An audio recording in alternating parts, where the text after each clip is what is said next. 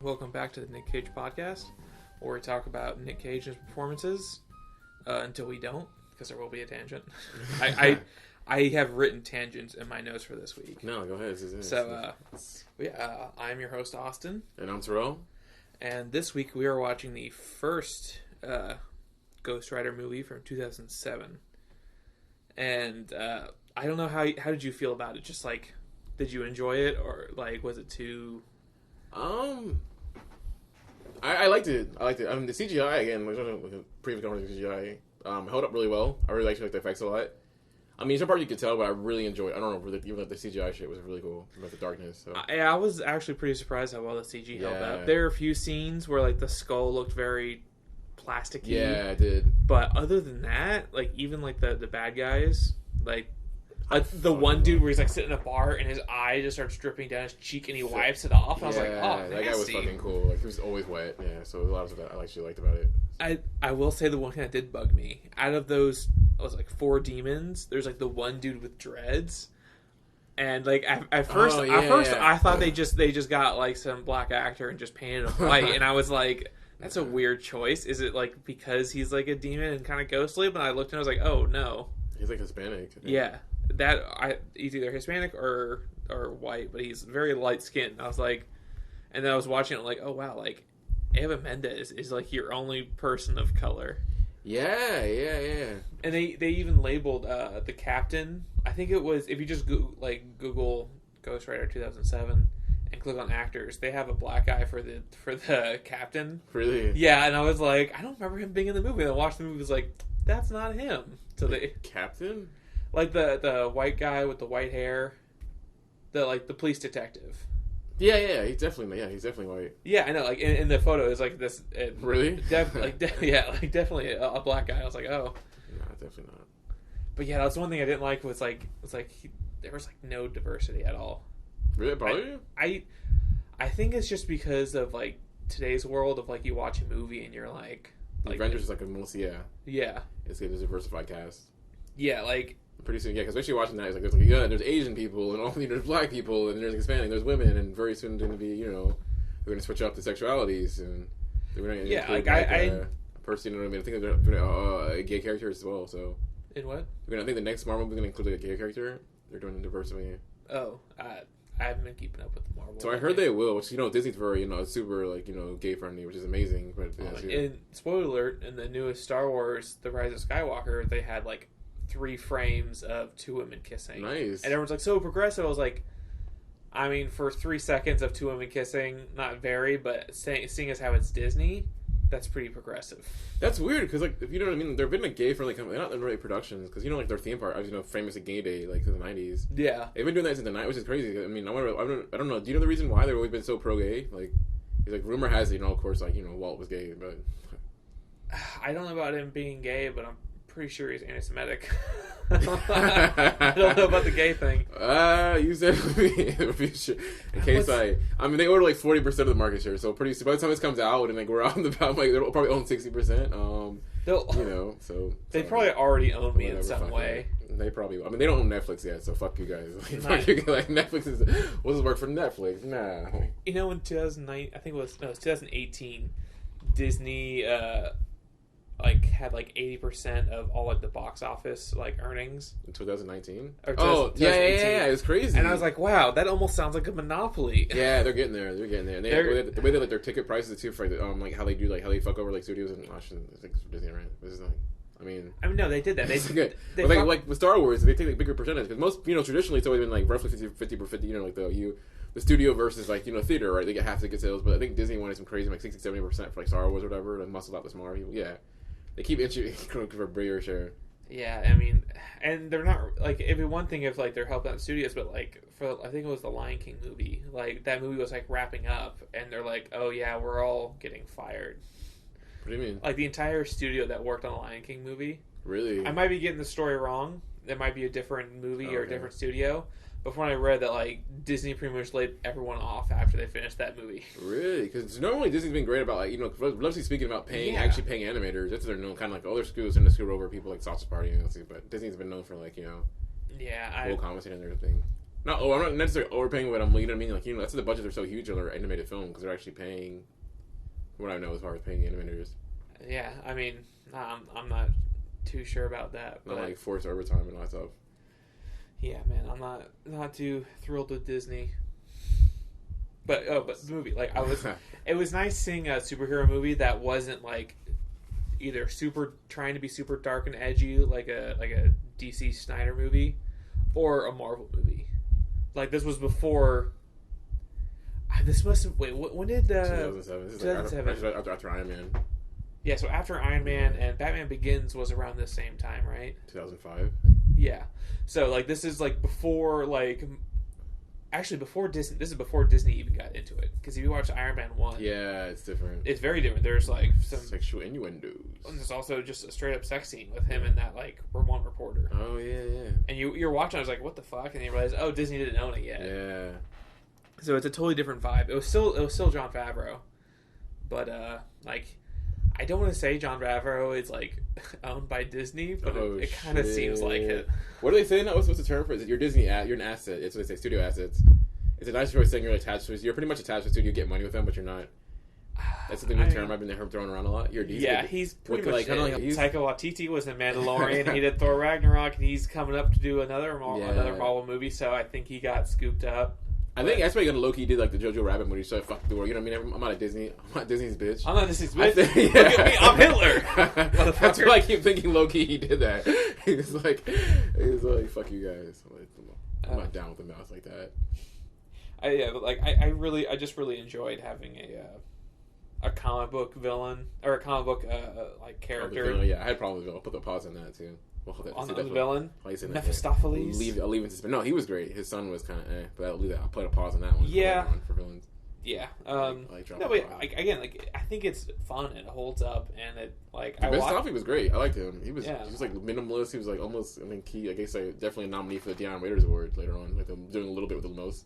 Yeah, from the most very little bit of character he had. He did not have a lot of screen time, but he definitely was great every time we saw him. Bit of a presence. From the beginning, there isn't really much to go on. There's at least not much to talk about. It's just backstory of like dad has cancer and he's dying, and he's like, oh, I'll a very like monkey's paw kind of like wish thing where he like. I really like when he's like going to sign it in blood and he like pricks his finger on accident and it drops in blood. He's like, oh, that'll do just fine. I was like, ooh, he's creepy as fuck. Yeah. But and his dad ends up dying. His cancer's cured, but he ends up fucking dying. Yeah. You're like, okay. Monkey paw shit. And then I don't know if this was if it's that point is in the comic book. But like when he's a kid, he does that. He's like, "You." It's like it's just the two of them at this like crossroads in the middle of like Bufu, like in Indiana. Like there's nobody and nothing there, and he like points at him. He's like, "You did this," but it's a very weird like point. Yeah. It comes up once or twice more. It must be a reference to the comic book character. Oh, okay, because at the end he does that weird point. Yeah. He does. That was. So how did you feel about him Mephistopheles doing that? I mean, maybe ask because like that was kind of fucked up. Like having killing his father right away, like getting off on it. Because to me, he seems almost like a morally ambiguous character in a way. Because I mean, not the movie. I did some research on this because it seemed like they said Mephi a few times. I was like, what the fuck is that? But then like was it Mephi? Well, they said it like abbreviated. Like I think his son said it a few times abbreviated. But then I looked into it. His Mephistopheles is from German folklore. He's like a trickster demon. Oh. And he's also a cat in Cats. Really? I'm pretty sure. I didn't see it. So that's one of 3 Ghost Rider links to the movie Cats. We'll come back to that. We'll come back to that. So he's not Satan. No. He's just a trickster demon. He's not. I thought it was Satan himself too. I thought it was Mephistopheles. Mephistopheles means always traditionally means like another synonym for Satan. I think it's just like a high level. It's just a demon of some sort that's like powerful. He's from German folklore, and he's. I feel like comic book characters can you can only have Satan the villain in so many comic books. So it's like it's kind of like Hereditary where they wanted to put Satan. We don't want to put Satan, and then people start claiming we picked Satan. Yeah, I think too, but exactly. It's like why don't you just make deals with the big guy himself? It's like. That's better. That makes it better. I thought it makes it better because you're fucking with a demon. I thought he was really cool. Like I seemed like we killed the father right away. I don't know. It bothered me. The writer, I'm like, you know what I mean? I guess as a writer, somewhat. I'd like to see him maybe die in an accidental way, you know what I mean? And almost like being ambivalent to it. Like, you know what I mean? Like, fuck, my dad. I don't know. I would like liked it better if like, you know, the dad does jump, he lives, and all of a sudden a couple years later he dies in a freak accident, and he's like, he called out for him. Mephistopheles helped him. He's like, dude, like, what do you want from me? Like, or at the very least, not tell him like, I killed your dad. Ah, you owe me, bitch. Got you. If he like was like. If he like didn't tell him, be like, he's like, he said you saved the cancer. Like, I did save him. Like, if he pretended to care, if he's like, I did save him from the cancer, but this his own mistake was making that jump. Like, if he made it sound like it was his dad's mistake, yeah, or just apathetic. Like, you know what I mean? His dad. Like, it would have been better if it was like a freak accident, like a genuine freak accident. And you know what I mean? Have to stop. Like, my dad died. Like, dude, like I don't like. I'm apathetic. Like, I don't fuck about your dad. Like, we made a deal's a deal. If that came out at that very last scene, like he was about to make a deal with them, and then maybe Sam Elliott's character. Like said something that like he killed him. He killed his father? Father? He's like let me explain. He's like let me guess what happened, and he does, and then he's like oh shit, and then he realizes oh shit, Mephistopheles killed my dad. Like this whole thing that would have been better. A little bit of a revelation, not a huge one. I mean, it would have been better. It would have been better writing because at least it would have added more complexity to his character than just other than sitting there like save his dad and try to kill him and be like an asshole about it, which is like a dick move. Yeah, it's. Because you're used to using the con. You're not gonna. I don't know. I just think you're not gonna incentivize them to want to help you later on. You know. Yeah, you're not gonna like. It would have fit more like, with the demon trickster angle of like pretending to be your friend and being apathetic and not just being like, ha ha, I got you. And then tricking him. And he's not gonna incentivize them to want to help you later on in the future. Because now it's like, oh man, I made a deal with this demon. I gotta help him out. You know, I don't want to. I'm more reluctant. You know what I mean to do it. Because he obviously has but a deal's a deal. He has free will enough to at the end being saying, I'm gonna use your power for good. And then Mephistopheles is like, damn it, you got me. I don't actually control you at all, but I gave you hell powers. You're just like, what? That's my. I think that's my biggest gripe about the story. Other than that, I thought the story was totally fine. I don't know. It was like some sort of weird, like if you believe in it kind of thing, it doesn't exist kind of thing. Almost like it in a way. You remember it if you're just like, you know what I mean? Believing in it and fearing it gives it power. Kind of like in the end, because the whole thing is the tie-in, like the whole thing about it, like I won't live in fear anymore. Yeah. And it's like no. Yeah, I did his dad say that line in the beginning, or is that like a line he's been telling himself? That was a recurring thing in the movie, yeah. But the whole like living in fear and not being afraid of it. I mean, I like that, but I didn't remember if that was something from he and his dad were doing, if it was his dad's quote, or he just. I don't remember actually. Brought it up. I don't know. I said it was with Mephistopheles, but he had powers enough to keep him alive, though. Remember before he jumps? Yeah. I remember jumps. Well, that's the thing. That's what bugged me. He's like, oh, he cures his cancer, and he's all happy about it, and then he kills him right away. Yeah, it's a real dick move. It's like, you still owe me, fucking loser. You still owe me, you punk bitch. You still owe me. I really liked. It was a real dick move. I didn't like the writing in that. That would be I would have just changed that. I really liked his friend. Is his friend named? It's like Buck, like his manager. Dude, yeah, he was. It's like the guy's been a lot of stuff. I remember he goes famous. Well, for me, he reminds me from like a Blade, but he was good as like a sympathetic friend. Like he really was like good. Like he plays kind of a douchey character. He plays Mac. His name. What the fuck? His name. Donal Logue. Yeah. Loge? Yeah. I don't know how to pronounce that. I was like, I want to say Donald, but I would church it up and call it Luge. I don't want to say he stole the show, but he's always fucking good no matter what he does. Like he's a really funny good, dude. Like, big, like a character actor. He's always good. Because he was like, he wasn't just douchey. He was actually genuinely like he definitely had a sort of warmth to him. You know, he really had a genuine warmth. Genuine concern. Like he's like, dude, like man, you can't keep doing these jumps. I mean, no way that was sort of like douchey. The way he played it was really good. Like he was like going for. I think he was like going for fucking Oscars or something. Like he was. I mean, he brought a depth to that role. It isn't necessarily needed, but he brought it anyway. He brought that. Yeah, because you actually got to see genuine concern for. Like, he could have played it more like a douchey, like, come on, bro, like, I'm your douchey friend who cares about you. Yeah. He's like, I mean, you can't do these jumps anymore, but he's actually like, bro, like, you know what I mean? Like, I'm actually, you know what I mean? You can't do this anymore. He's even like, you need to take those cars out of that jump. Yeah. He's like, okay, I'll take them out. And then later he's like, I took out the cars as the helicopter. yeah. And you're like, dick move. So I think our only person of any color or diversity is Eva Mendes in this, which is wonderful. She she's been on a hiatus, right?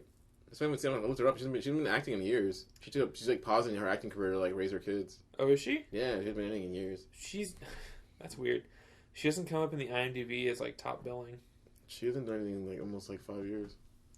For almost 5 years, yeah. Yeah, she's a stay-at-home mom. Oh well, I mean, she doesn't even go to premieres. Like even like Ryan Gosling has like premieres. She doesn't even go. She just stays home. Like she's like, I'm good. Like, I mean, she doesn't do red carpet shit or anything. She's super like just down low, like just good. I mean, good for her. I mean, not many people really get to go, not to like be like under the radar with shit. Like she fell off the line but hard. That's crazy. Not even like going to premieres and stuff. She's like, I'm good. She stays home and like takes care of her kids. It's like you go act and I'm gonna stay here. I do love the line, "Still like Italian food." Oh yeah, that always fucking gets me because I always forget about it, and then he's just like, it's like because that was not written in the script. Oh, he says it like this. That's just Nic Cage is reading Ghost Rider comics like every time he's not on camera. He's not reading the script. He's reading those comics, and he's like, "Oh, I like this. I like this." Because then he's a star. For the one like the demon son is Wes Bentley. Oh boy. Who he's just one of those guys who's he always gets typecasted as just like a douchebag, creepy dude. Yeah, like a creepy douchebag. But I almost didn't recognize him in this movie. Really, he looks super on himself. He looks pretty. I don't know, something about him. I think it was like because usually he looks like himself. Like he looks the most first like realistic version of himself. Period. Does he have any like accusations on him or anything? He looks so creepy. Not that I know of. He's not. He wasn't. I don't think he was good in this. I liked him a lot in like American Beauty, but I think his acting was just like he was really hammy for a movie that was kind of like a hokey, kind of ridiculous like comic book movie. And they kind of pulled a lot of things off really well. Like the actors were like. It was just like, the casting was better than it needed to be in this movie.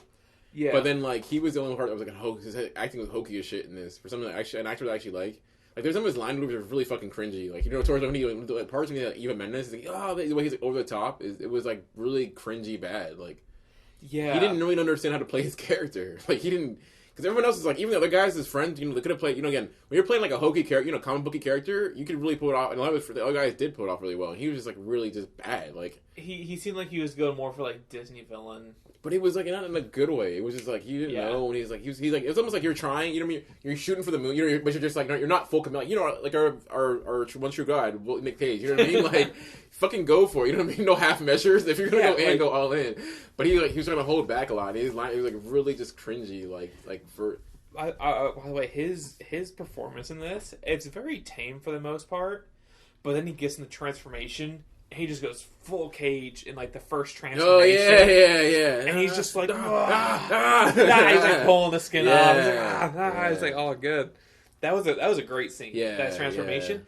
And honestly, for 2007, the tracking on that scene must have been a nightmare because not only is he moving, but the camera's going around him. So I mean. That tracking alone in like today is like a pain in the ass. Yeah. And 2007 with the budget was $110 million. There's freaking limited resources too. Yeah. So I was very surprised how well that came off.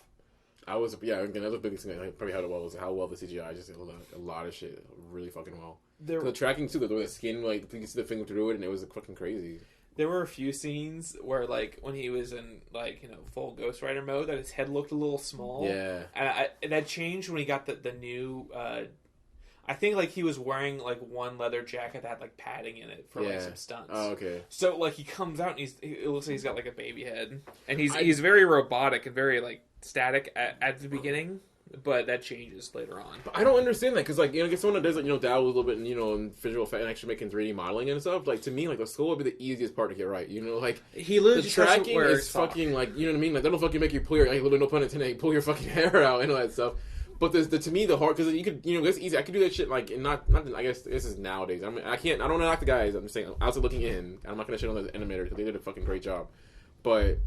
Like, downloading a skull, reference. I can go on there now. I can put flames on it and make it look more. It was the roughest part of the CGI. Because that was to me, it's relatively easiest one. Because all the tracking shit and actually the skin more under, the demons under the skin shit was like, fucking, they pulled all that off. That's way harder than animating a skull. Yeah. And adding enough textures and, and vectors on it to make it look, blend better. And that was the easiest. To me, it's relatively easier than having to put, all that other tracking shit on it, too. And that was the only part that tended to look like a little bit like, CGI. Like, a little bit, like, rough. That was the only thing that kind of like pulled me out. That's the easiest part of your job. Like maybe it's a different division, and they had another. Probably mostly they have different companies, and like, you guys are like we'll outsource like the skull and flying part of it, and you guys take care of that, and we'll take care of the really complicated tracking shots and this and that. And that first fight scene was very the villains, right? The villains were great. Like even the water guy, we came together. It was cool. Yeah, that shit was like the water dude, the desk guy. Yeah, that shit was fucking good, dude. The dirt guy. I really like that because they were like all elementals. It was like and that it was done well. Cool. That's the fucking hardest shit to pull off in CGI. Like your director's like we'll definitely pull it. We got you. CGI. Fire is always been tough. It's fucking tough. Especially like until recently, I feel like they really got it down. But like him being on fire, like that fire looks good, really fucking natural. Good. That's something the skull didn't make any sense how they couldn't pull that part off. Like really, the skull part you don't really have to animate. You just got to get the fucking like the rendering on it right, and that was it. They didn't. Yeah, besides some of like the textures, they did. It was pretty good. Yeah, I was surprised because this fire is fucking hard, and they pull everything looked real. I do like the scene with Eva Mendes where she's waiting for him. Yeah, and she's drinking wine, and she's like, "You think I'm pretty?" And he's like, eh. That scene was crazy. I remember seeing it in theaters and chuckling that scene. That took me right back to like Ratatouille. It took me back to see me in the theater and everyone laughing. The whole theater like roaring in laughter. Yeah, like I know that. It's just I like a serious movie with some jokes here and there. That works. You don't have to like constant jokes and like ham-fisted or like super serious. And that one works really well. I'm thinking about like Gwyneth Paltrow's Pepper Potts? Yeah. Pepper Poots. Pepper Goop. Pepper Goop. Oh, yeah. You know she's getting a fucking show on Netflix about her stupid goop shit. I saw something on Reddit about it today, about something like how it's problematic and it's weird and like it's snake oil. Like she's a snake oil salesman. That's fucking and she's like, oh, just put these crystals in your vagina. By the way, people, don't put anything in your vagina like that. If you have a vagina, don't put crystals in there. It's not going to heal you. It's Challenge not accepted. Unless you're doing it to get off. Don't just stick it in there and keep it in there. Like the stickers and stuff, the energy stickers and stuff. Oh my god. Yeah, don't anything goop. Just fuck it. Don't do it. It's terrible. She's awful. But yeah, like even her character, like in Iron Man 3, I'm thinking like there's plenty of scenes where she's like doing her own thing, I think. But it was never. I don't remember Iron Man 3 too well. I haven't seen it. No? I saw the second one. I was like, I'll pass the third one. Third one is way better than the second one. It's weird because I like Shane Black a lot. I think he's criminally alien. People don't like pretty how great he is, but who? Like, Shane, the writer director Shane Black. Oh, Predators, Nice Guys, and Iron Man 2 it's still good. It's still like a good movie, but I think I liked it. Iron Man 3. I feel like I'm like, why am I in theater? I liked the CGI was great. I mean, shout out to ILM. Oh, we get our second connection to the movie Cats, Rebel Wilson. Oh yeah. Both movies. Which it was for a while. Like at first, I recognized her, but then she spoke, and I was like it's weird hearing like I love hearing people do American accents. Like it's one of my favorite things. If you ever get the chance, listen to Jacob Anderson, who played Grey Worm in Game of Thrones. Oh, he has his own podcast? No, he did an interview with Game Grumps, and they were like playing Mario Kart, and like he's British, and they wanted to get him to do like an American accent. Really? And he's like, "Oh, I got a great one!" Like, "Oh yeah, let's hear it." And it's just he's like, "I'd like one cheeseburger, please." It's just, I don't know why, I just find that so fucking funny. Oh my gosh. Brits. Yeah, but Rebel Wilson is our second one.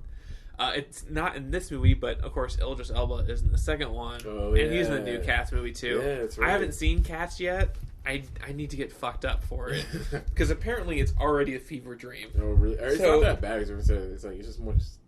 I think I did see one scene with cockroaches, and it was just like a few second scene, and the cinematography for it, I was just like, what is happening? It was just like the weirdest, like the way the camera is moving. It was just like, whew. I saw the trailer. You saw the trailer, right? Obviously, yeah. It's disconcerting. It's like, if he wants to get over that, it's not that bad of a movie. It's definitely not as much in the uncanny valley as a lot of other movies. Yeah. Like, I just watched Muppet Treasure Island over the weekend. Okay. Don't ask me why. It was just like, I remembered one scene from the movie from when I was a kid, and I remember it terrified me to the point where I have not seen that movie since it came out in 1996. So, like, I rewatched it. It was like one of the first scenes in the movie, And this one character, it's Treasure Island, so there's this character called Blind Pew. And like the character in the movie, it's like a puppet, but like the way he like moves, like it's like the super like our Muppets are already kind of in the uncanny valley, especially when they get to like human sized. Really, you think so? Some of them, not all. Like, of course, Kermit's not because he's cute, but this guy, he's not meant to be cute. Like, he's blind. Like, he's got like 2 eye patches, and he's kind of grimy, and like he like moves by like feeling around, like listening. So like if someone makes a move, he like goes towards them. It's very creepy. It's disconcerting. And then like he like at one point, this one character, Jim Hawkins, he's like talking to the guy, and the guy grabs him. And he's like touching his face and his hair, and I'm getting goosebumps just talking about it. I don't know why that still creeps me out. And he's just like the way he talks too. I mean, as an adult, I can laugh at it, but there's still a part of me that's like uneasy because he's very handsy. He talks very softly, and he's just like. I like that. I might steal it. I think I'm gonna steal it. Just honestly, you can just watch the first 10 minutes of Treasure Island. I think the idea of like having a character that uses their hands a lot, talking to themselves a lot, you know, the whole movement thing, that's really creepy. Because if you're doing it now, it's gonna feel comfortable. So I'm gonna put that. That's gonna end up in my movie. Sure, it's gonna end up in my. Kind it's of just like, gonna have a character that just like some people, you know, just like the touch thing, obviously a lot, and I have too. Like anybody that uses their hands a lot, their fingers a lot. It's mostly not your hands, it's your fingers. A lot of finger movement is uncomfortable. It makes me uncomfortable. Yeah. The skipper fingers. It's like your fingers is like people move their fingers a lot. It's really disconcerting if I'm like over here, and I'm like always tapping or moving moving my fingers a lot or rubbing the things. They're just like. There's a great video of. It's like, what are you gonna do? What the fuck? You keep your fingers still. Like, even if you use your hands a lot, somebody doesn't bother me because someone scratches. You know what I mean? Their motion, but just the finger, a lot of finger movement is really fucking weird. Like there's a great video of Conan O'Brien. I think he's learning. Being taught Korean by this Korean teacher, and he keeps like doing like his finger stuff. She's like, "Don't do that," and she like hits his fingers with a ruler. And he's playing like he's into it. No, and shit. he's like, "Do it again," and she does it. And he's like, "Ooh," she's like, "You're gross." That is one of the funniest fucking videos.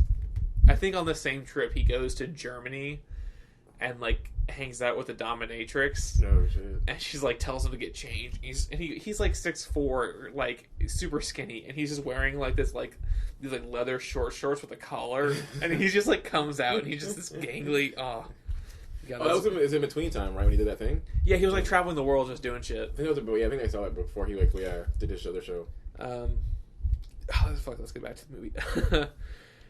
So like, and they had the pen and the stare, which is like he does in the comic book. He like forces people to like see all the bad things they've done, and they kind of just go into this like the fugue state thing. They didn't use that a ton, which I liked. Yeah, and they actually like and then the end they used it because the demon son absorbs all those souls. He tries to use that pen and stare on him before, but he doesn't have a soul because he's a demon. Yeah. And then later he absorbs all those souls, and he does the pen and stare with all those souls within him. That was probably the most clever piece of like writing, I think, in the whole thing. Yeah, that one actually, like, I forgot about that, and when I came back to it, it's like, oh, that's great. Like, the way it's written, like, it's just written as something in the comic. Yeah, it was very cool, because it starts before it doesn't work for him, and it's a good callback, and how defeating him by doing it that way. Yeah, I thought that was pretty cool. He's like, oh, you got those. So it was almost like outsmarting him in a really cool way, and like having him die from that. That was a good bit of writing. I really love Sam Elliott. I love Sam Elliott in general, and in this movie, like he's got the voice of even in Parks and Rec. He was in Parks and Rec. I've not watched Parks and Rec. Okay, he played the other Ron. Yeah. He. I remember. I think I saw the scene with him and Ron Swanson, and they're like just like talking, like shooting the shit, being masculine and whatnot. I do like how he was like he straight up like he did not really hide like that he knew what was going on. He's like morning bonehead. I'm like I see what you did there. Yeah. He's like if you're wondering if your bike's back to normal, it is. Which by the way, the bike transformation fucking metal as hell. That was fucking dope. They could have done like an easy swipe, but actually like the sort of like almost like the organic growth of like the pushing it out, pulling it out, the muscle. It almost felt like almost practical effects, you know? Yeah. It was a good way of mixing CGI with almost like a practical effects kind of feel to it, you know? Actually like, you know, pulling it out and building. Yeah, like it was like it felt like it was growing out of it, you know what I mean? Like it was It for some reason reminded me of like American Werewolf in London, where he's transforming and moving the snout out. Yeah, that was something that reminded me of. He was good too. I just wish that he didn't. I don't know. It was weird how because he was supposed to be like the origin of Sensei, the master kind of thing, but he was. It never. Ever seen the movie? It doesn't explain how he gets this. You know how he learns all this shit. You know, it's sort of like he kind of explains something going on. But I mean, like for example, when he changes, he knows how to use his power. Like he knows what he like. You know. like, I can do this and I can do this. It's almost like he knows it inherently. Yeah, I think powers or something. They don't really explain it. From what I remember, like when he changes, it's kind of like he did, like the power kind of takes over him. Like he's not really himself. So he's like. Because in the movie, he just kind of knows. He's just like, he just kind of knows, and he just kind of does this stuff. I know I can make. He's like, we don't make anything with cells. He knows that he can melt metal and all that stuff. He just switches over. He knows that he can do that shit. Yeah, I'm not entirely sure. Like, I'm sure that it's explained. I'm sure it's like kind of like not in the movie. The movie could have just had this like a moment, even a thing like when it takes over, it knows what it's doing. Something like at least like, oh, okay, so when it takes over, he knows. But nothing in the movie like even kind of hints at. If I can relate to another character, I think it kind of starts out like kind of like Hulk and Bruce Banner. Yeah, they're two completely different like beings. But then later on in the movies, like he actually learns how to like work with him. Yeah, and then they're kind of like one like consciousness. I have a problem with that too, but yeah. Yeah, but if I'm gonna equate it to one thing, like it is him, but it's a more like primal version of him, and he just kind of like knows how to use these powers. It would make more sense if it was more okay. Like he's just going out there trying. Oh wait, I'm stronger. You know what I mean? It's like he punches somebody, he flies, and he's like, okay, you know what I mean? Like I'm stronger now. But the fact he knows how to do so much of it, he has a chain, he knows to wrap it and wraps around himself. You know what I mean? The way like all other stuff to me, I just wish a little more like like. Even if Sam Element's like when it takes over and knows what it's doing or something like that, you know what I mean? So it's like wrestling. But it'd be cool to it's that was David Banner versus you know what I mean, the Hulk situation. But there's nothing that really hints at. It doesn't really give you a sort of concept of what's going on. I did really like the where he like first transformed. He's on his bike, and there's the radar cop like behind the thing. And he's like clocking him, and he just fucking blows up. That's the wooden sign blows up. That is like some 90s shit that is quintessential 90s shit, which I loved. I'm like, I got a little bit of that. That was fucking cool. And then like, when I thought that problem, I'm fucking miss like this in the comic books. You know what I mean? They're sort of, those hokey little like, hokey little moments like that where someone hits their power and they do something weird and it's something over the top. Yeah. You know what I mean? Like someone, first time somebody flies by in their power and all of a sudden, you know what I mean? Like, someone's like, whoa, look at that. But I like the fact that it was like, whoa, you know what I mean? Someone like, you know what I mean? Like blowing his fucking socks off. Like, I didn't like how it killed animals though. I didn't like that too. That was kind of bothering me. Like for example, they're galloping with him and at the end, towards the end, and it's like he's just like going, he's galloping and there are flames and all of a sudden like animals catch on fire. Like, isn't it necessary? Is that really necessary? Did not deserve that. That wasn't cool. He's just like, what's up? And he's like, fuck. Yeah. Like a bush could have caught on fire and he jumped off of it or something. That would have been cute. That would have been funny, Like tumbleweeds are like rolling behind him and they're catching on fire. Yeah, and then I don't think he was and he scurries away and it's oh yeah, watch out, badass is coming through. That's kind of funny and cute, but not him dying. That's not cute. We're setting lizards on fire, motherfucker. Like this line, I remember this being in the trailer a ton. He's like, feel like my skull's on fire, but I'm good. Like, it's not clever, but it's funny. But I remember that being in the trailer a fucking ton. Oh, okay. I did like the scene where Sam Elliott's kind of like breaking it down for him, and he's like telling him like all about this and what it's like and stuff. Yes, I thought about that a lot. I don't think the movie would work nearly as well without Samuel Elliott over, like his raspy, like you know what I mean, or grumbling like overtones. Mm-hmm. That makes it work so much better. Like even the production design, just the way everything was done, those scenes, was amazing. I mean, I can't understand how great it was. It's like the sort of cemetery. It almost reminds me a lot of that New Mexico kind of feel to it. You know what I mean? The other thing with the graveliness of him reminds me of that sort of, and it's the way he comes across, and some of the cathedral kind of feel, almost Catholic kind of overtones, which I thought were amazing. Like he makes the movie like that sort of. He gives it the extra inch that that it needed to like you know what I mean to be the movie it was. So I think that exposition from most actors would have been pretty boring. Yeah, but his voice is so engaging. Yeah. He's like honest. Like I don't know if you've watched the show. I'm sure you haven't. The Ranch with Ashton Kutcher. No. Yeah, I don't feel like that's your thing. No. But I've just watched a little bit of it just because like I have some like kind of like farm redneckish kind of family, so I can laugh at them via that. Also, Sam Elliott's in it, and he's fucking great. He makes it. Yeah, he definitely does. So. This is just a crazy tangent. And when they're in the graveyard talking, there's a gravestone behind Sam Elliott in a couple scenes, and on it is I had to take a photo of it. It was bugging the hell out of me because it looks like a alchemic like configuration configuration circle kind of thing, like something from like Full Metal Alchemist, and the symbols are super recognizable, but I can't put my finger on like where it's from, and I spent about an hour searching trying to figure out, like, did you notice that at all in the movie? No, I'm sure you didn't. I'm the only one.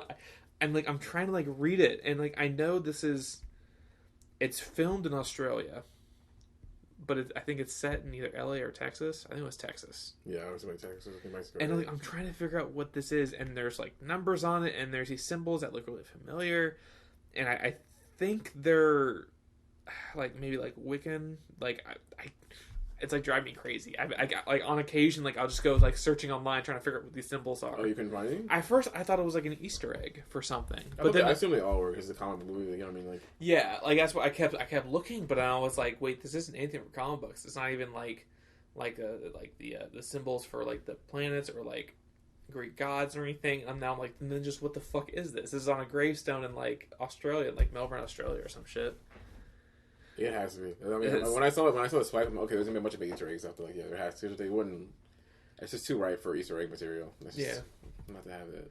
Oh, I wanted to get your impression on the prison, the jail cell scene. Oh gosh.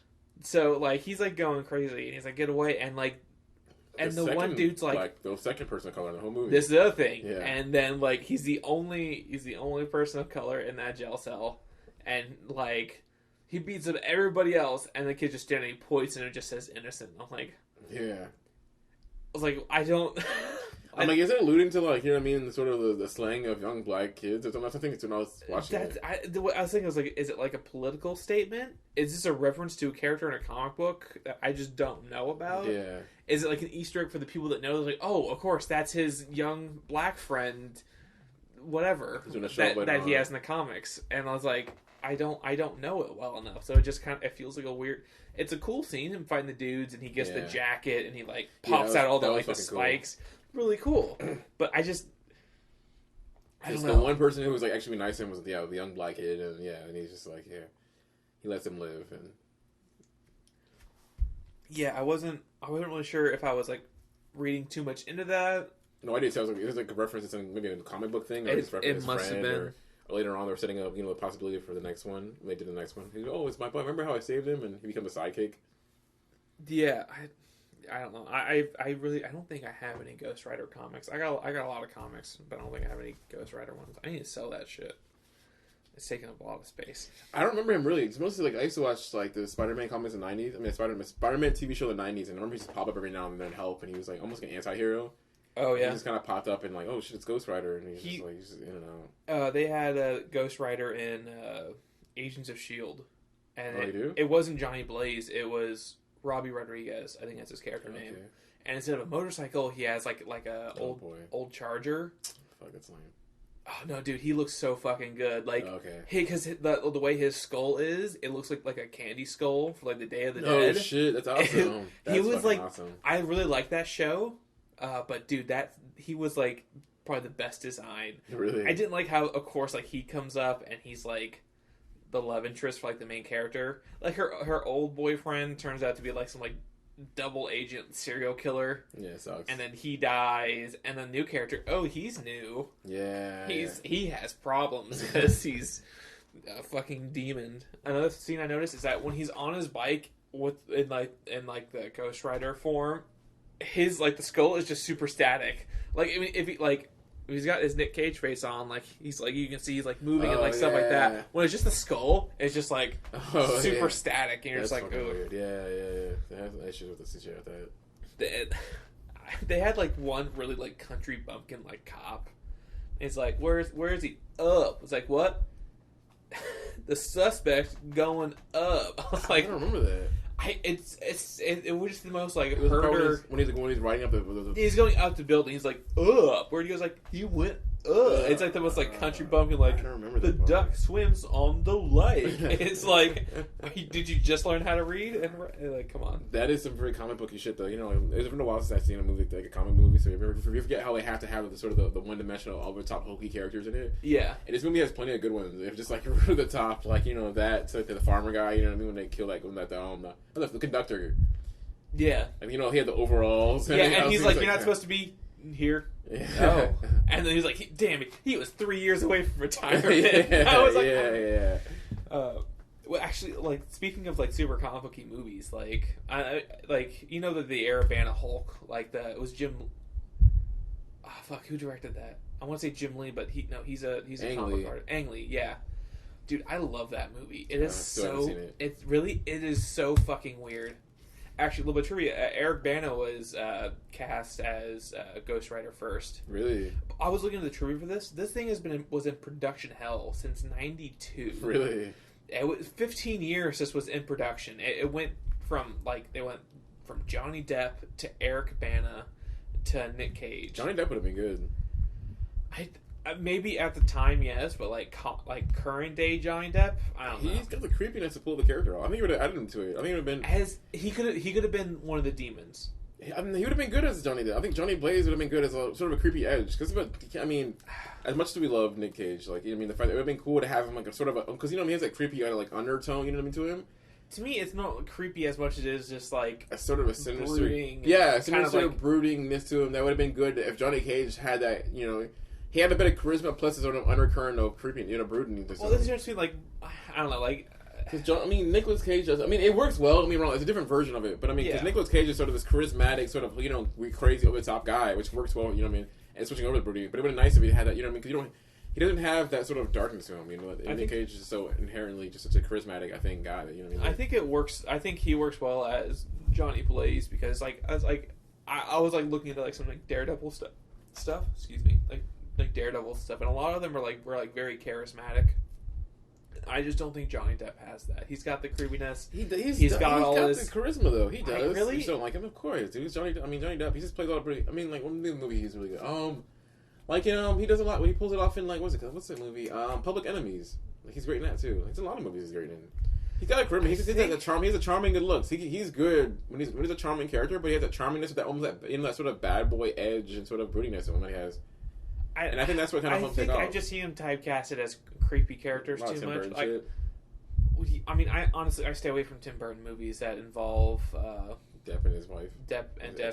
Yeah. It was just like he's like maybe because his '90s run was so good. I think that too. He was really good in the Fantastic Beasts movies. No, I haven't seen him in that yet. No? I'm a big. I shouldn't say a big stan. I haven't seen a lot of them. But I just remember in the '90s when he was at the sort of the alts of growing up. That's my memory of him is the alts of Brad Pitt, because Brad Pitt and the other guys were such these sort of I guess it's not the stage. What's the term for a classic looking, leading men thing. He was alternative leading guy. It was a bit. Wait, he was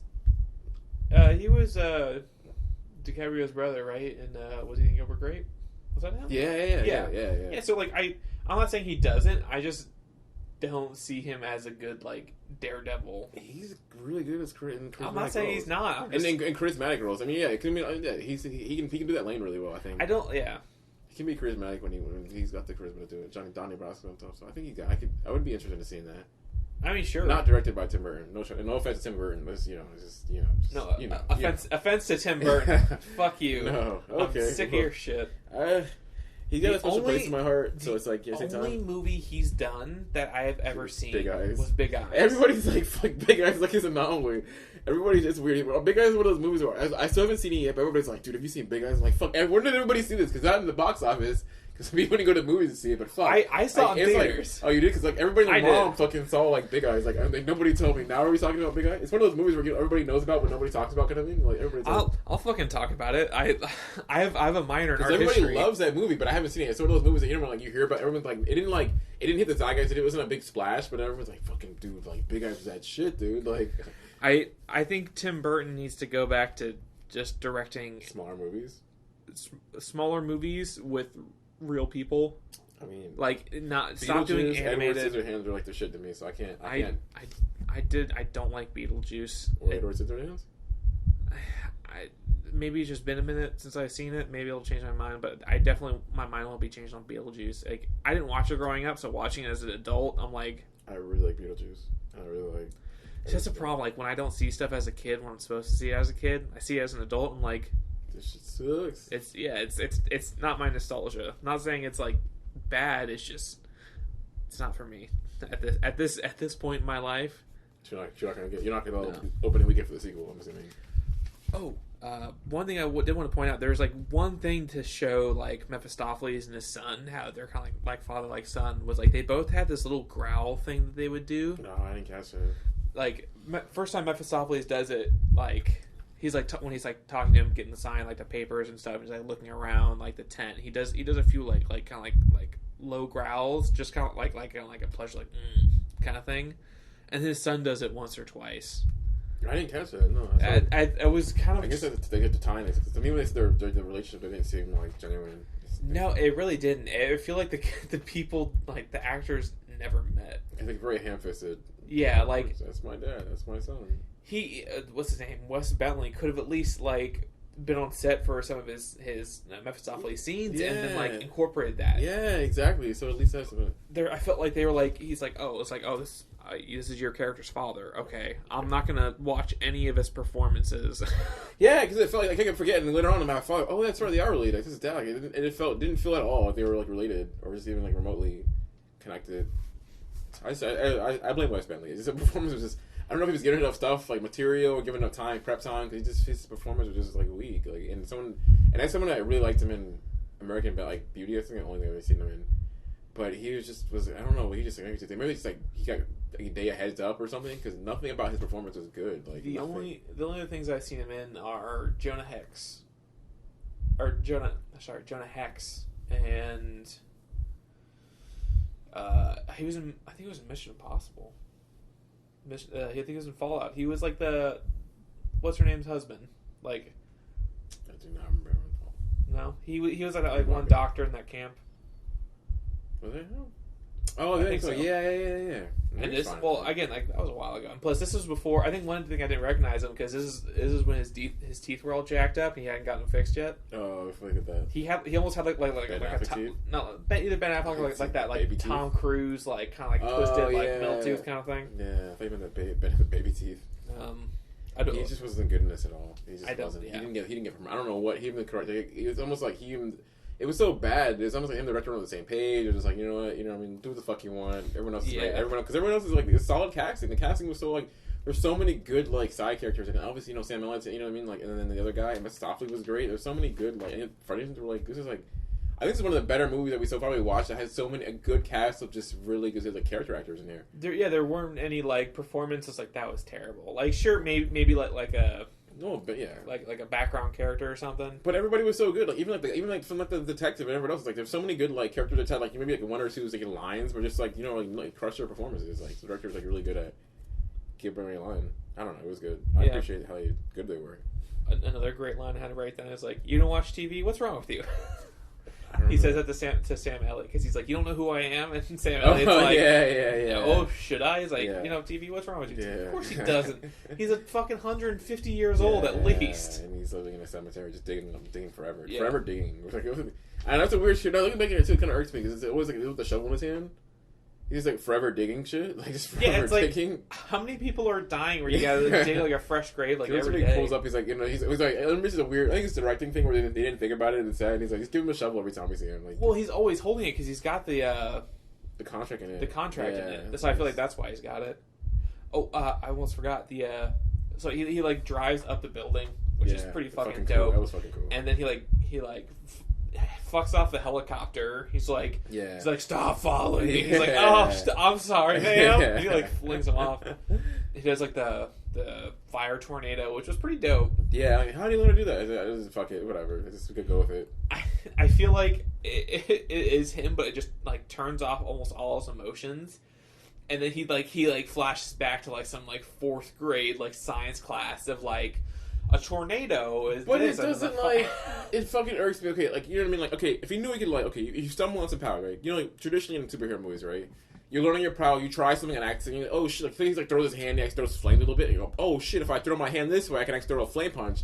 So I use that flame, like punch thing to like maybe I'll do a bunch of them repeatedly. You know, almost like you're learning as you're going, right? Yeah. So what if I go boom boom? Let's say repetitive flame punch and all of a sudden it creates a big fire, but oh shit, blows that shit up, right? But the fact that he took his chain and twirled it around and created a fire tornado was hard for me the progression of him accidentally figuring that shit out, you know? It wasn't like he just, because I think that is like the demon power, just knowing what to do. Let me make a fucking chainsaw. Otherwise... It was a cool move, but it's like a chainsaw flamethrower. It's a bit reach for him to do that organically. You know, there's no organic procedure for him to. Like... Otherwise, that would require a training montage, which I. But wait, that would have been great. But it's like fucking Sam Elliott training him how to do it. It's like, you know, I kept waiting early in the movie. Okay, we're about 40 minutes in the movie, 50 minutes in the movie. We're an hour in. There's no training montage, and him like. So, you know, first time him and Sam Elliott meet up or something, you know, like, give him, hey, you know what I mean? Like, hey, before you get out of here, not so fast. Let me show you a couple things, you know? I don't know. I'm not a fan of training montages. It could have just been a quickie. Like, you know, something quick. Just something like, you know, like... Or he gives him, like, a notebook. He's like, here's some shit I learned. Or just fucking like, hey, next time you try doing this thing. Or, you know, or something. Okay. And he built on it organically. Maybe Nic Cage doesn't portray it well, but we know Johnny Blaze, like, as a educated person. Like, you see all the fucking books he's, like, reading and shit, so he knows enough.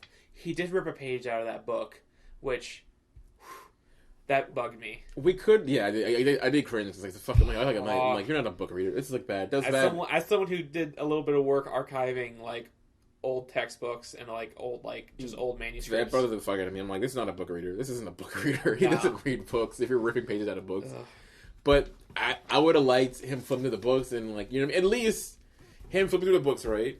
And just looking through a page of like seeing some sorcery shit, you know, and just like on him, like, you know, the camera just like, oh, you know, his eyes widen up, and then we would have got something, you know, something. Just give you a caveat of him like figuring out that, wow, I can do further of my powers, you know, looking through the books and like, oh, his eyes get wider. Okay, then we kind of get he's learning his power.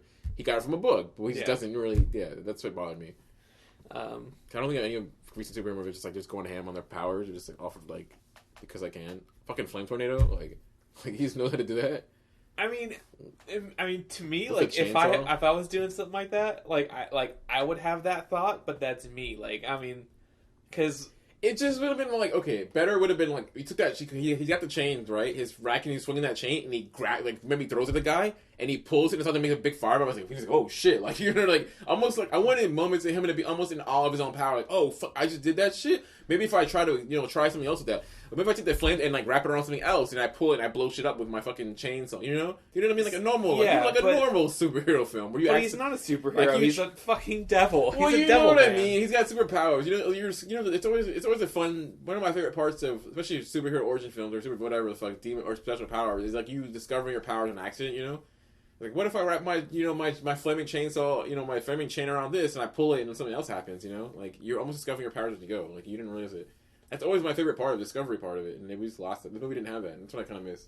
All right, I'm gonna find out if Ghost Rider is a separate personality. Because I always just like to see that. That would have been fucking cool. I don't know, like well, the way they explain it in the movie, it's not because at least the way they kind of said it. Because before, the way everybody becomes a Ghost Rider. The way Sam Elliott explains it is like it's like on top of you, right? It's almost like you put on a mask, and it's not necessarily like when whoever becomes a Ghost Rider now. It's almost like a curse, yeah. It's not like a person. It's almost like it's not like a separate entity that goes on. Almost it's not like a parasitic venom type thing. At least Sam Elliott was explaining it. It wasn't like a symbiote, yeah. That's what I was saying. He didn't explain it that like a symbiote. Yeah, they didn't really explain it. Well, no, he doesn't. He says you have the curse now. Whoever has the curse now, but he didn't explain like a separate entity, like a venom type symbiote thing, like attaches to your body and you're fucked for I don't know. By the way, there is a I can't find what I'm looking for here, but I think there is like a Ghost Rider Hulk like character. Really? Yeah, it looks pretty fucking dope. But okay, so we get to the final like ride with Sam Elliott's character on his horse. Dope as fuck. Yeah. That scene. It's been what 13 years since that movie came out. That scene is still dope as fuck. That holds up really well. Yeah. I was surprised when I saw he said too. I'm a Ghost Rider too, and he's like, yeah, I'm a rider too, and I'm like, oh yeah, I'm like badass. And he's like badass. Oh, this fucking horse. Oh shit. And then riding in the sunset. That was cool. This makes you want to see some like Western movies with Sam Elliott as a cowboy. And this is my last ride. And he's just fucking like, that was fucking cool. I think the only thing before this, or the last thing I saw him before this, was "Thank You for Smoking," and that was a totally different character. Yeah. The Marlboro Man. There's a super quick scene of like the water demon like coming after him in like this swamp that just does not fit there at all. A swamp in the desert. Yeah. Which Yeah, I mean that scene was he just ended up just boiling the water with his fire, and I was like, okay, and then that's it, it's over. But I had a problem that I guess to move the plot along. We have a lot. Yeah, we're trying to keep this movie over 90 minutes, so we just got to just kill him quick. It's like this big build up, and he just boils him. Yeah, and it's not even. I almost like, but it was weird because he's like almost in shock of it. Like he turns his flame on, he flames on or whatever, I guess, whatever. And then he's like, oh shit, it's Ghost Rider, and he's like, no, Ty, and he just boils him away. And that was that. We get this weird thing with Eva Mendes where she's he's holding her hostage, and it just felt like a very weak standoff. Yeah, very incredibly. Wes Bentley, physically not an intimidating guy. No. He's like, if he was like had some like demon form going on or something. He was just not. He was just a really bad villain. Yeah, Mephistopheles always felt like the real. I started my thinking Mephistopheles was like the real villain. He's just almost like he's just like a henchman. I had to look at it that way. I had to frame it that way to really appreciate what's going on because I feel like he's really pulling the strings. He's 5'11". He's extremely average, and Eva Mendes in heels, I'm sure is 5'11". So like he's like holding her hostage in their like eye line. It's like no presence and like none at all. And he's just like he's kind of like dry. If he had like a couple of horns, like even like just like some little tiny horns, that would at least made a bit more of a presence, a bit more devil-like. He's just wearing like white makeup and shit. He looks like he shops at Hot Topic. Yeah, and he splashed white makeup on himself, and he has no presence at all. But something about him, it's scary or intimidating. He looked like he came from like the community center playing Dracula. He like was that. just so bad, and he wasn't at all. When he absorbed all the souls and became Legion, that was a bit intimidating. That again, he had like the red eyes, and he just went full like just stoic, and he had like the weird like there's the whole movie. There's like rippling like with the teeth, like the true that was form. Cool. Like that. I like that, and like he kind of had like the weird overlay, so you can kind of see that. And he started walking a little slower, and I think he started coming into his character then. Here we are about over hour 15 in, and now he's starting to discover his character. He's starting to come. Yeah. Now he's getting it. Now he's kind of like, and he did have a presence with him, and went, oh shit, now he's starting to come into it. Like, he's a bit. When he gave the "We Are Legion," and the only thing like good line, but he like really drags out some of the syllables. Well, he's like, "We are Legion." Okay, all right, he's like, "For we are."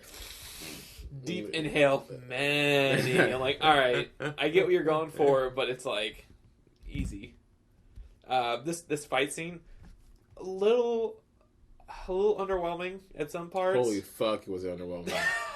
Holy fuck, dude! I was like, what is this? He was getting his ass. I think it's Wes Bentley being a tiny person. God damn, man! I was like, I'm not just me. I don't like keep shit on this guy, but like, fuck, man. I know, like, but it just was because remember, it's Nicolas Cage in his regular form, and he just like throws a punch, and it's like, they're almost like toe to toe, and that should not happen. No. That should not be a thing. That shouldn't be like, I'm going to throw a punch and he just like puts me in. They're almost like neck and neck. You know what I mean? It's almost a fair fight in my normal form. I didn't fear for him at all. And then he just punches him. He just flies. And he's like, whoa, the door. And he tumbles. He's like, oh, that was uncomfortable. That was uncomfortable. Yeah, that is a big bad boss. Is a big best thing. Even if he just got like a spike through his stomach or and he like, has to pull it out. Or because I know it's a PG-13 movie, but at least some blood or some hurt. Him get like fucking hurt badly. This is a moment to hurt him badly. This is a children's audience. He's nothing to fuck with. But he didn't. Like, he didn't. So before you got here, I watched a movie called Project Metal Beast. Oh shit! From '94. Basically, the military's like, we're gonna have a super soldier. You're gonna go. They go and they get some werewolf DNA, some werewolf blood, and long story short, they end up like putting metal skin on a werewolf. Oh shit! And it's like. It's not a great movie, but man, is it fun! Oh shit! But there's a scene where like part of the building collapsed, and like the main actress, she's like laying there, and she looks down, and she has like a piece of rebar through her foot, yeah, and it goes like from her ankle like just down to the top of her foot. Like I'll try to show. It's like from here to like here. Really? Like it's going through like a few bones. Fuck, yeah. And she just fucking pulls it out, and I was like, oh. And then she like takes off her fabric belt like from her like lab coat and like ties it off. And it's like walking. It's like you don't walk with that. Hey, whoa, we didn't Snake Eyes. You don't. But. Oh, so it flew in Snake Eyes, but not here. Well, okay. So in Snake Eyes, what was the foot injury? No, she got shot through and through. Yeah, but you can get shot in the foot and it won't affect a bone. If you break anything in like your ankle or your foot, you cannot walk. Yeah, you can move your ankle, right? Any pressure, huh? Yeah, you can walk roll your ankle, right? Well, if anything in your foot breaks, you can't walk with it. It's like, because you're putting your full body weight on it. Yeah. And she's like limping. Like, my friend shattered their ankle one time. And that was rough because I had to physically carry them into the hospital with their foot fucking flop around and shit. It was gnarly. Like, you cannot walk with that, even if you tie it off. Like, that is a bad example of like, oh, we need to give them an injury. It's like, well, just have like, I don't know, something else. Like, oh man, she had like, it went through like her like calf or something. Like, it went through the meat, not broke a bunch of fucking bones. Just, so the movie needed this. The movie needed to. That was too extreme. If he just got like a piece of like rebar like in his arm and he pulled it out like cool. No blood, like that would have fucking hurt. If he was getting hurt and like he didn't get hurt in an interesting way, that's what he did. No. That was a huge problem. Like he needed to go through his fucking torso or something. That'd be great if he's like getting punched in the head and you can see his skull cracking. Yeah, that would have been like a little thing because you put him in the shadows and he's like. Oh, like he's obviously fucking concussed now. Yeah, you want to believe that he's gonna fucking die. You know, like superhero shit. You know, you want to see the Legion actually almost kill him, and he doesn't. That was like really disappointing. I will say, Eva Mendes with the gun did it for me. Yeah, I was like, yeah, it's one of those pump shotty too. I think that it kind of brought back maybe some like Sigourney Weaver, like Alien kind of flashbacks. They did it in a great way. I remember I can think of the image of her that's a low camera angle, getting a full upper body. You know what I mean? Like from from her torso up, and then her hip, the hip shooting a shotgun. I was like, they didn't do the typical like because normally you see the close up of above her shoulders and her eye line. I'm like, oh look at her badass, but no, she's like fucking the other all the way up. Yeah, it did remind me like oh shit, like you know what I mean? Like Eva Mendes, she'd be a badass in the movie. This is where we get.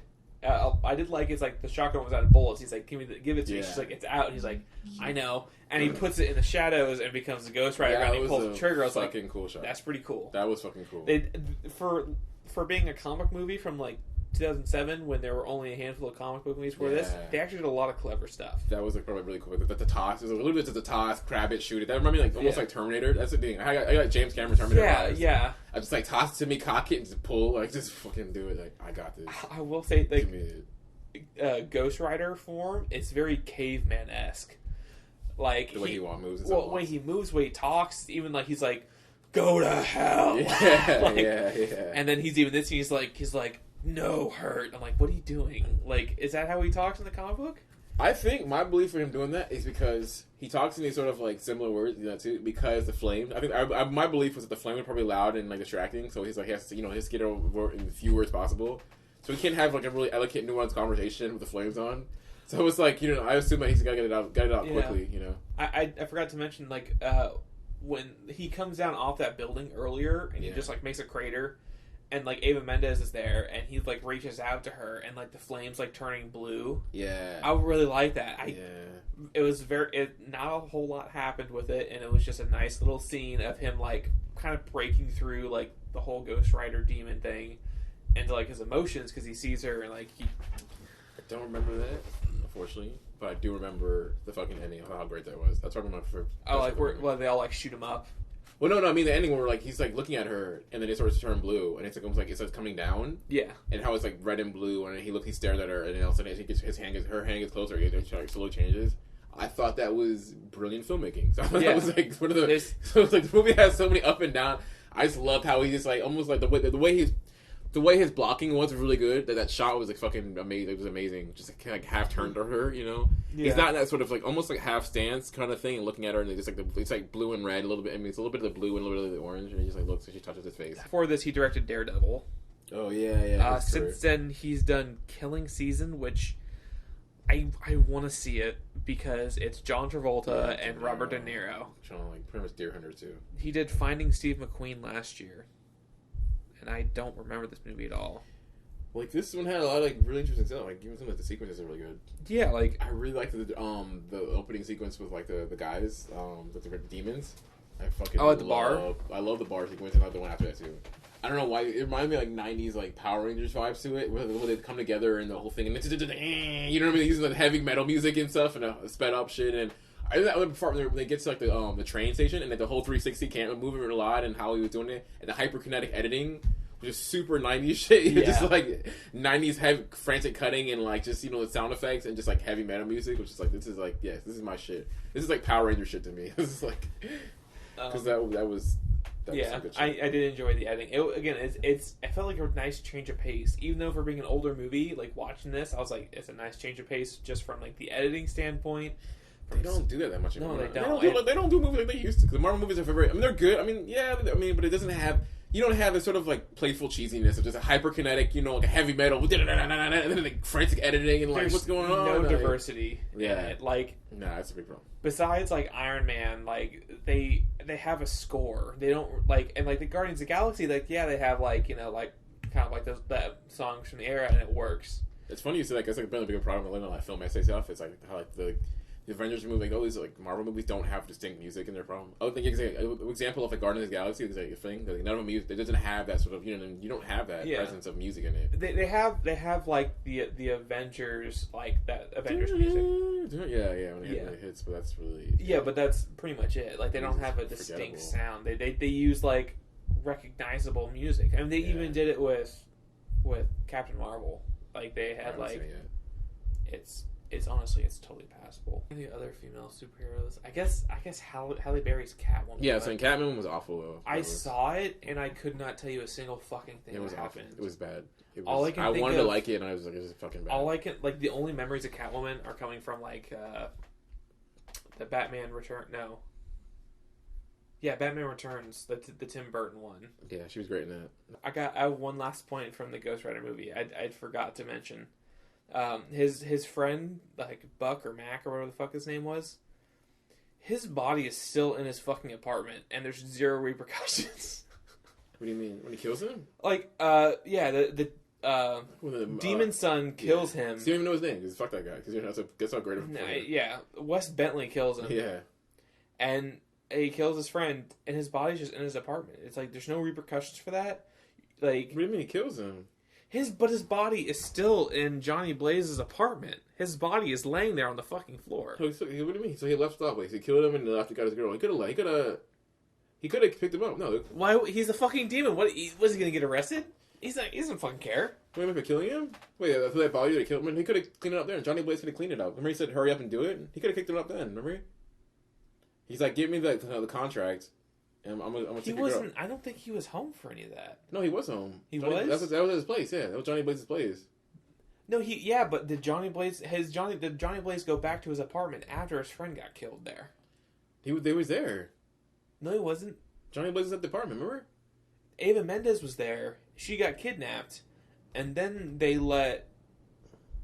told Johnny Blaze to bring the contract.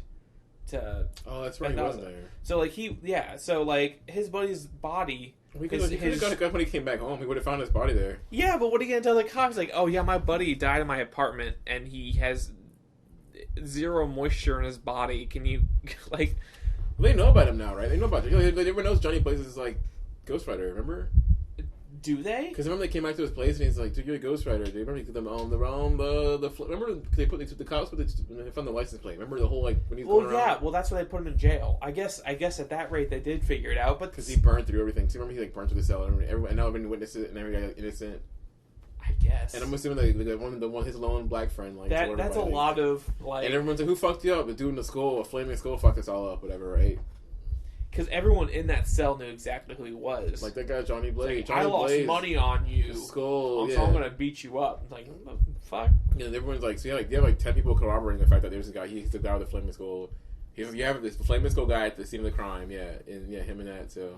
Also, Nic Cage's blue contacts the whole time. Like, some scenes it wasn't super noticeable, other scenes it was. Didn't even notice it, yeah. The final scene, it was like super obvious, and I was just like... When he's driving away, that really awkward shot of him driving into like the camera shit?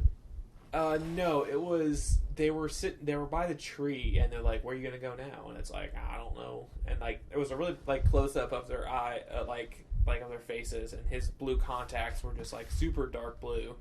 Like unreasonable like blue color.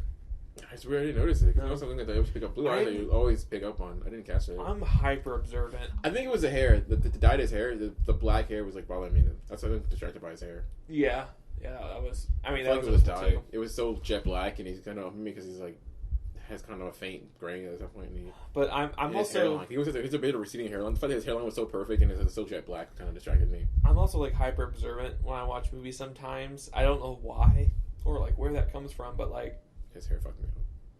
Yeah, it was like bad a bad hair dye or whatever. It wasn't that because you know, I mean, I guess from iconically more he's known him as had of like either a receding hairline but faint hair. You know, he was just like he has very light hair because like it's falling. You've been remember from leaving Las Vegas to now. I mean, this has been like what is this 10 years in the future? Like 10 years after leaving Las Vegas. Yeah, in that movie where I'm so used to traditionally seeing him have like receding hair, like, you know, historically with like the faint hair, you know, like very light hair because it's like he's losing his he's balding, you know. Just so he has like flowery hair.